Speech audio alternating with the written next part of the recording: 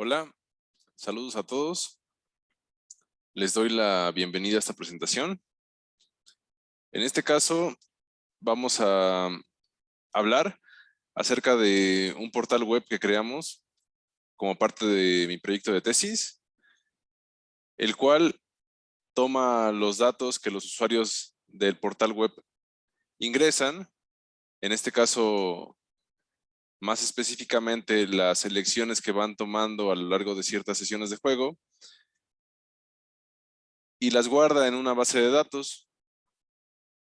Esto tomando como referencia dos modelos de decisiones económicas, o más específicamente, tomando en cuenta un experimento que sirve para fallar en favor de una de estas teorías.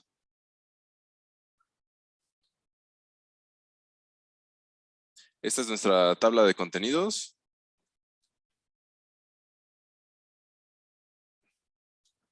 Bueno, como ya decíamos, el objetivo de esta presentación es exponer los contrastes entre una teoría de decisiones económicas que se llama teoría de la utilidad esperada y la teoría de decisiones económicas conocida como economía de la ergodicidad.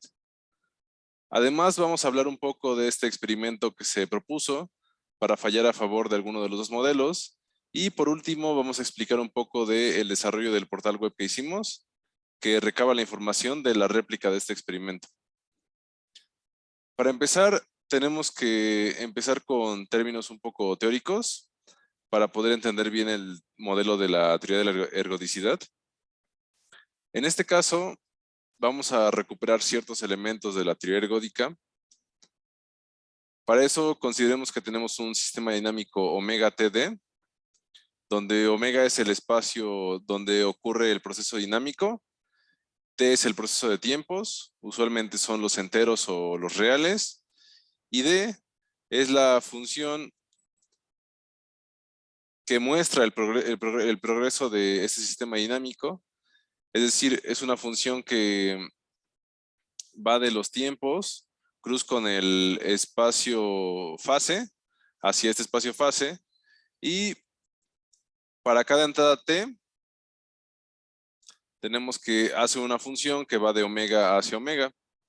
En este caso se va a cumplir que d en 0, omega va a ser igual a omega para todos los omegas en el espacio fase.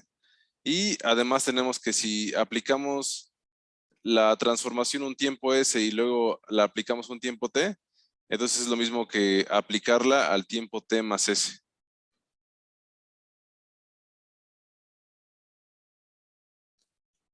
Bueno, eso es por parte de los sistemas dinámicos, pero además podemos agregar a omega propiedades, de tal manera que delimitamos nuevos objetos de estudio. Muy conocido es el caso de las ecuaciones diferenciales. En este caso, a omega se le agrega la estructura de variedad diferencial y con eso obtenemos un nuevo objeto de estudio a partir de los sistemas dinámicos. Pero en este caso, estamos interesados en que a omega se le asigne una medida mu, y pues esto nos permite modelar la dinámica de sistemas con incertidumbre. Entonces, si a un sistema dinámico además le agregamos una medida a su espacio fase, entonces este cuarteto es llamado sistema dinámico que conserva la medida si además tenemos que la transformación en el espacio fase cumple estas propiedades, es decir que la transformación que va determinando la evolución del sistema para cualquier tiempo, la restricción a ese tiempo de la función, que sería una nueva función de omega a omega, es medible, y además para cada subconjunto de omega que sea medible, la medida de la traslación hacia atrás un tiempo t sobre este a se conserve para este a. Y bueno, justamente en la teoría ergódica, pues estudian ese tipo de sistemas dinámicos, los que conservan la medida. En el caso de procesos estocásticos, esto se traslada de manera natural. Ahora vamos a considerar que omega consiste de las realizaciones de un proceso estocástico, y vamos a considerar que D es una función tal que sus imágenes cumplen lo siguiente. Es decir, si D para un tiempo T en omega lo aplicamos a T0, esto va a ser la traslación del proceso dinámico, del proceso estocástico, ese tiempo T0. Y podemos entender que esta D está determinando la progresión de esas realizaciones del proceso estocástico a través del tiempo. De tal manera que podemos definir la propiedad que nos importa para el modelo de la economía de la ergodicidad. Vamos a decir que un observable es llamado ergódico si su promedio temporal es igual a su esperanza. Es decir, que se cumple esta igualdad de manera casi segura. Por una parte, en el lado izquierdo, tenemos un promedio temporal y en el lado derecho tenemos una esperanza en distribución. Aquí vale mucho la pena mencionar que esta W de T en realidad es D aplicada a T, W, porque los observables de hecho se aplican a elementos del espacio muestral. Como se puede ver aquí en la parte derecha de la expresión, F es aplicada a omega, que es un elemento del espacio muestral. Bueno, eso lo aterrizamos específicamente a las apuestas simples, que van a ser nuestro principal caso de estudio. Vamos a tomar en cuenta que una apuesta está determinada por una variable aleatoria delta X, que representa posibles cambios en la riqueza X. Por ejemplo, consideremos que tiramos una moneda y si el resultado es cara, entonces ganamos el 50% de lo que teníamos acumulado hasta ese momento y en caso contrario perdemos el 40%. La variable aleatoria que representa esta apuesta está indicada de esta manera y pues vamos a tener que la apuesta al tiempo n va a ser la apuesta al tiempo n más 1 más el resultado de una realización de esta variable aleatoria. Y bueno, tomando en cuenta este tipo de decisiones, tomando en cuenta este tipo de apuestas, Cardano las empezó a tomar en cuenta y sugirió que una de esas apuestas sería tomada si la esperanza en el cambio en la riqueza era positiva, como diciendo que eso aseguraría el buen funcionamiento de la apuesta de manera muy probable y por eso una persona racional debería tomarla en ese caso.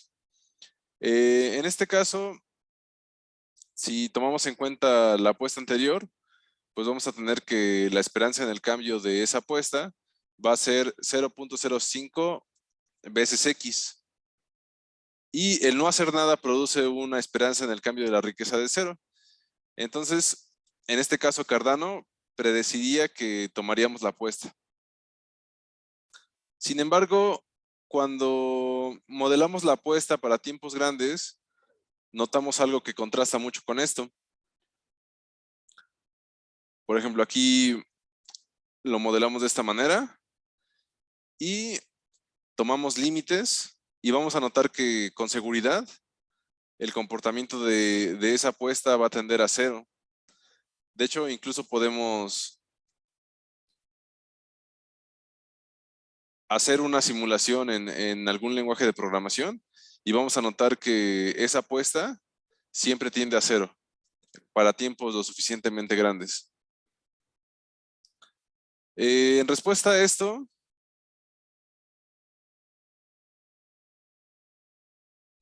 Daniel Bernoulli actualizó la teoría y él lo adjudicó a causas psicológicas principalmente, porque lo que a él le preocupaba era que parecía que muchas personas no entrarían a esta apuesta.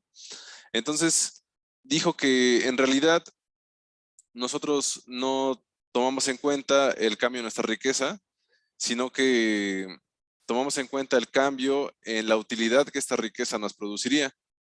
Ponía el ejemplo de que una persona precavida tendría tal vez una utilidad en la riqueza logarítmica y cuando ya tuviera mucho dinero, entonces un peso extra, pues no le haría ningún mal ni beneficio, entonces no le tomaría tanta importancia. Y justamente, si calculamos la esperanza en el cambio del logaritmo de la apuesta que presentamos anteriormente, notamos que este sería menos 0.05, diciendo que una persona con función de utilidad precavida no entraría a dicha apuesta. Aterrizando esto a decisiones financieras para guiarlo hacia el modelo de la economía de la ergodicidad, tomemos en cuenta este ejemplo. Si tuviéramos que elegir entre un trabajo que ofrece 12,000 pesos por año y otro que ofrece tal vez 1,000 pesos por mes, en este caso nos iríamos por el trabajo que ofrece 12,000 pesos por año. ¿Por qué? Porque estaríamos maximizando esta tasa de crecimiento, que sería el cambio de X con respecto a T. Cualquier persona que vaya a percibir un sueldo preferiría optimizar esta tasa de crecimiento. Sin embargo, si nos exponemos a una dinámica multiplicativa o de interés compuesto, entonces las matemáticas financieras nos revelan que lo que uno quisiera optimizar es el cambio en el logaritmo de esta riqueza con respecto al tiempo. No es suficiente con optimizar el cambio de X con respecto a T. Y por eso para un proceso de crecimiento en general, vamos a definir su tasa de crecimiento de esta manera, donde ves una función creciente y además es una linearización del proceso X. Es decir, que esta G no cambia a través del tiempo.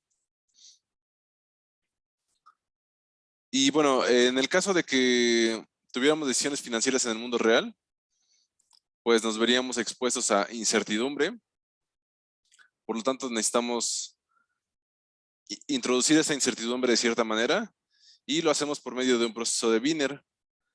Y esta G de la que estábamos hablando antes, la vamos a agregar por medio de un valor constante. Esto va a producir una ecuación estocástica diferencial, que es la que tenemos aquí. Y resolviendo para X, encontraríamos el proceso de crecimiento. Aquí tenemos el cambio de B de X.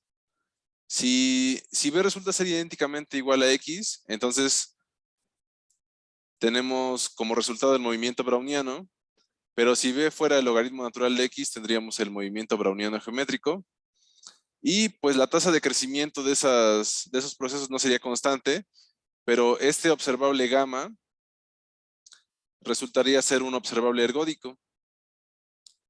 Es decir, lo que se estaría proponiendo es que las personas no optimizan cierta función de utilidad subjetiva, sino que optimizan cierta tasa de crecimiento que es recurrente en el tiempo. Y pues justamente esa es la analogía que se tiene entre ambos modelos. La tasa de crecimiento sería equivalente en cierto sentido a la función de utilidad. Es decir, que la tasa de crecimiento apropiada corresponde a cierta función de utilidad que se identifica, teniendo esta igualdad en esperanza.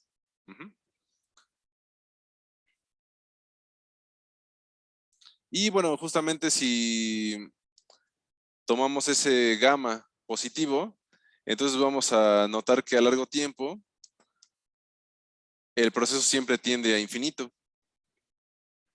Es decir que lo que se estaría proponiendo es que las personas optimizan esa tasa de crecimiento porque a lo largo del tiempo ven que eso les produce mejores resultados. Pero está justificado utilizar la esperanza porque resultan ser observables ergódicos. Y bueno, ahora vamos a pasar al experimento que se propuso para discernir entre un modelo y el otro. En este caso, no nos vamos a meter a detalles técnicos. Simplemente vamos a decir que el experimento implementado en el portal web fue primero propuesto en la referencia 2 y vamos a explicar de manera muy superficial en qué consiste. Resulta que al inicio de cada sesión de este experimento, los participantes observaban lo que una imagen producía en su puntaje. En el caso del experimento original, los participantes iban a recibir el dinero que ellos acumularan, pero como nosotros no tenemos estos fondos, entonces más bien solamente veían el puntaje que se veía revelado en el portal web. Después de que veían lo que cada imagen le hacía a su puntaje, entonces ellos eran sometidos a elecciones en los que se les presentaban cuartetos de imágenes, como las que tenemos aquí adelante. Aquí tenemos un cuarteto de imágenes y ellos debían elegir entre el par izquierdo o el par derecho de imágenes en cada ocasión. Ese sería el par izquierdo en esta ocasión y el par derecho. Después de elegir, es decir, uno de los dos, el izquierdo o el derecho, las imágenes del par que habían elegido resultaban 10 veces con probabilidad de 1/2. Y por cada uno de esos resultados, la imagen correspondiente se aplicaba a su puntaje. Y después de aplicar estas 10 imágenes, los puntajes eran mostrados de nuevo en la pantalla del participante. Para replicar este experimento y hacer observaciones al margen, como parte del desarrollo de tesis, desarrollamos un portal web que está hospedado en un servidor de la facultad. Se realizó tanto el desarrollo front-end, es decir, las instrucciones que son realizadas en la computadora de la persona que accede al portal web, tanto el desarrollo backend, que es del lado del servidor. Para empezar, tuvimos que diseñar la base de datos. Esa se programó en MySQL. Y el diagrama relacional es el siguiente. Aquí nos podemos fijar que tenemos una tabla. Cada una de estas filas representa los campos de nuestra tabla. Tenemos esta tabla de usuarios y aquí se van guardando las características de cada uno de estos usuarios. En este caso, las flechas que hay en las tablas, ¿qué significan? Pues si encontramos una pata de gallo, eso significa que este campo toma como referencia lo que está del lado de la T. Es decir, estos géneros van a ser tomados de esas tablas, estos países van a ser tomados de esas tablas, estos estados van a ser tomados de esas tablas, y así consecutivamente. Las sesiones toman como referencia a los usuarios en este caso, y las elecciones que van tomando los usuarios se dividieron en dos: las elecciones para días multiplicativos y las elecciones para lo que llamamos días aditivos. En este caso, las elecciones son varias para una única sesión. Cada sesión tiene varias elecciones y los montos también los fuimos guardando aparte y las imágenes están aisladas. Esas solamente fueron como referencia, pero no forman parte integral de la estructura de datos. Esta base de datos fue sincronizada a una interfaz web mediante el uso de PHP 7. Y pues vamos a platicar un poco de esta interfaz web. En la siguiente imagen podemos ver el mapa del sitio. Primero tenemos la página de bienvenida. Esta nos puede dirigir tanto a una página en la que los usuarios inician sesión, como a una página en la que los usuarios se dan de alta en el sistema.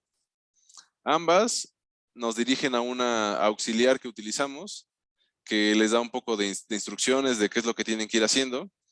Y se elige si van a tener una ronda aditiva o una ronda multiplicativa.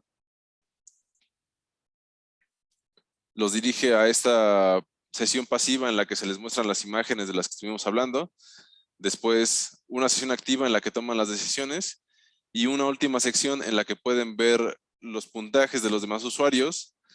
Y pueden decidir si vuelven a enrolarse en otra ronda o ya terminan. El sitio se encuentra hospedado en esta página web. Si alguien que esté viendo la ponencia desea ingresar al sitio y participar con nosotros. Eso nos ayudaría bastante. Y pues en las siguientes imágenes encontramos algunas páginas que componen el sitio. Por ejemplo, este es el sitio de bienvenida. En el botón naranja se inicia, se pulsa cuando ya se tiene un usuario y se quiere iniciar sesión. Y la liga azul de abajo se presiona cuando se quieren registrar. Aquí tenemos la página de registro de usuarios y aquí tenemos la página de inicio de sesión. Después seguiría la página de la sesión pasiva y después de la sesión activa.